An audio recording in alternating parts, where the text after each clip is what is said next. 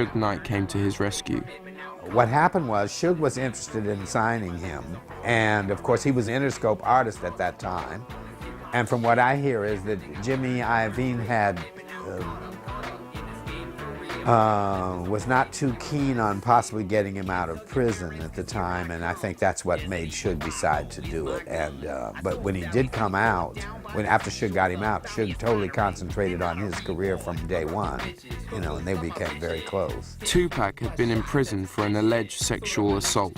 In exchange for 3 albums, Death Row Records boss Suge Knight spent $1.4 million bailing him out, effectively ending Pac's stay at Interscope. No one will ever know if this was a fair deal. And I met him the night he arrived because we had a celebratory dinner party that night at a place called Monty's. And of course the next day he was in the studio and never stopped working until his demise, you know, from that day forward. What he did do that was very interesting was Tupac brought the work ethic at Death Row to an all-time high. I mean, everyone was scurrying then to actually do work when they would, you know, including Dr. Dre, who really was, you know, would just take their time in the studio and so on. This was where Tupac's fast and rich living really kicked in. The Death Row months, while full of hard work, were also full of hard play. I recall we were shooting at the Chateau Marmont Hotel here with David LaChapelle, and we finished one segment, and before we were going out to a location shot, he said, "Papa G, come with me, can we find a room where I can call my mom?" So he called his mother up, and the first thing he said to her was, "Mom, guess who I slept with last night? O.J. Simpson's daughter." He had met her at court when we were down at court with Snoop. And when he got off the phone, I said, "Tupac, you tell your mother things like that?" Because, you know, that's the kind of thing I would never have been able to tell my mother. "Oh, yeah, Papa G, we're real close." She got a big kick out of that. In some ways, he was a rock and roll archetype. We loved shrimp cocktail, as a matter of fact.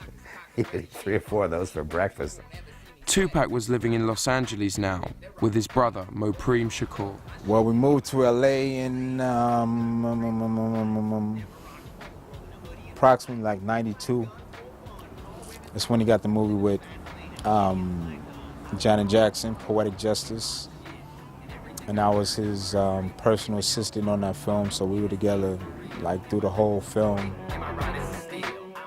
John Singleton, who was the director for that film, he had a hard time getting Pac up in the mornings for the interviews and things of that nature. And I was brought in to help get him up and get him, you know, because we're from the street.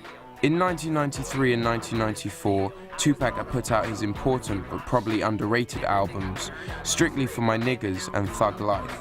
The mantra Thug Life was famously tattooed on Pac's stomach.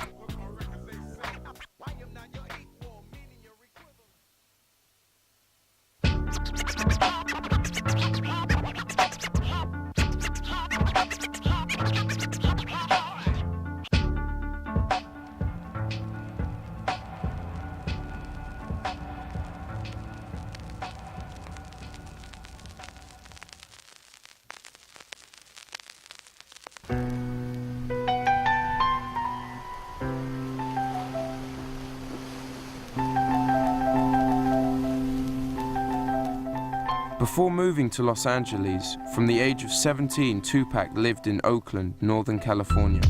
Hip-hop is about representing where you're from. And Tupac was from all over the place, but we like to claim him here, you know, in the Bay Area. Well, Oakland is the home of underground hip-hop, independent hip-hop. At that time, there had to be maybe 200 to 300 rappers who had put out their own music, and at least 50 independent labels in the early 90s. For nothing else, Oakland is the home of innovation. Ghetto innovation. It was just like the Bay Area was on fire. And so was Tupac. He recorded his first solo album for Interscope at Hyde Street Studios in San Francisco. You know, his first album came out in 1991, and at that time, hip-hop was still an underground type of thing. You know, most of the music was coming out on underground labels, independent labels, separate of the major label system, and his music kind of reflected that independent streak. I was doing a lot of work for Digital Underground and for the whole Digital Underground crew at this point. And I remember having a conversation with Tupac where he was like, listen, I'd like you to work on my album because I really like your mixes. They sound very street. DJ Fuse and Money B were working on their solo album. And Tupac came in and did some guest performances on a couple of songs. And that's when we first met. He really liked the way his voice sounded, and he liked the mixes that we were doing. So that's kind of what led up to our first album that we did together, Tupac Lives Now. Tupac would like sit down in the corner, not talk to anybody, light up a blunt, and then start writing.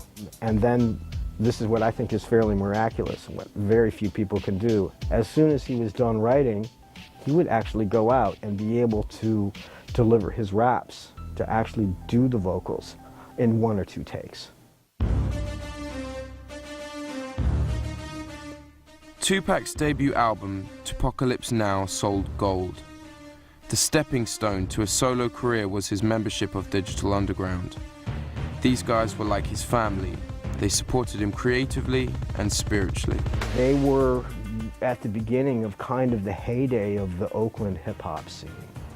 I remember that I was living in Oakland and he would call me. He was like, you know, yo, Mo, I'm on the road with Digital. They hired me, I'm on the road. So when he got on the road, and people think that he was a roadie, he wasn't just a roadie, you know what I mean? He basically came to assist us in whatever we needed to happen. So he would sometimes carry whatever he had to carry, but he was also part of the stage show. And we used to joke about it being called the Underground Railroad, where an artist would join Digital Underground for a while, get exposure, both touring and on albums, and then kind of jump into their own thing. And we made sure that we allowed him, you know, a part of the show to, you know, to rhyme, or, you know, he had parts in the show. And he would also, you know, do the Humpty dance when we needed to do the dance, him and I. Tupac definitely was the artist who, you know, kind of made the most of that kind of transitional period of being with Digital Underground. And he said it like that was the last really fun time in his life. The first time I saw him perform with Digital was around here, like at the rehearsal spots. We all rehearsed together. When he first came on the road, I was like, you know, it's like if we're in a hotel and like, let's go get something, shrimp cocktail. So we just had a good time. We had wild parties. Digital Underground threw the wildest parties. Where he would shine is like afterwards, you know, back at the hotel, if there was a piano or whatever, if there's a freestyle battle, he was always in it. Shock would be playing piano or anybody would beatbox or whatever. He was down there. If anybody would listen, and he was killing it. Him, Latifah, I don't know if you remember the group Third Base. Search could freestyle really good. So by the time we got off the road, all the other groups knew about Tupac and they were like, man, what y'all gonna do with this dude?